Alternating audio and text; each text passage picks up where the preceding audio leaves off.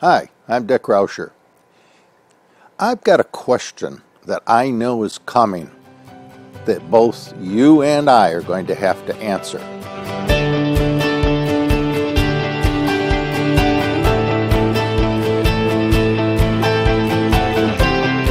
I recently had an opportunity to listen to 52 hours of interviews that Michael Dowd offered on the internet with people who were talking about global climate change. Some of them were scientists, some of them were activists, but to a person, they all were saying that the changes that are coming are much more significant and severe than we are currently planning for or even talking about. They all made the point that despair is pretty normal when you really know that there is a crisis coming. It's easy to feel powerless and helpless and kind of move into despair. But every one of the people he interviewed were very clear that even though despair is normal, you can't give into it. If you do, then you become a part of the problem. All of those people who were interviewed were clear that we have to be careful of those people who are spreading doubt, what they call brokers of doubt.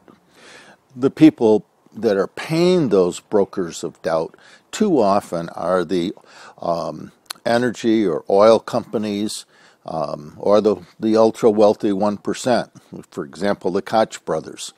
You always have to remind yourself, are they really working in our interest or are they working for a paycheck?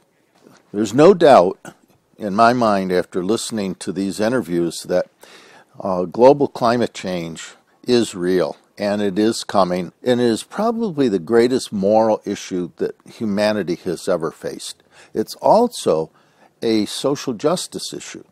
If you think about the people who are already being impacted by global climate change, it's the poor. It's the people who are living at or below the poverty level. These folks are the people who have already experienced the dislocation and suffering from these giant storms that are coming through, the droughts that are hitting the various countries in the world. These folks are already struggling with global climate change. For them, it's very real. So the question that I know is coming, and that question is a very simple one, and it's going to be asked by our children or our grandchildren. What were you doing when greed was destroying our planet? What did you do to make a difference?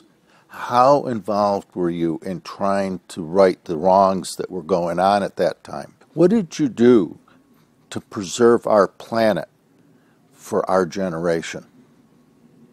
When that question comes, I, for one, want to be in a position to be able to say I did everything I knew how to do.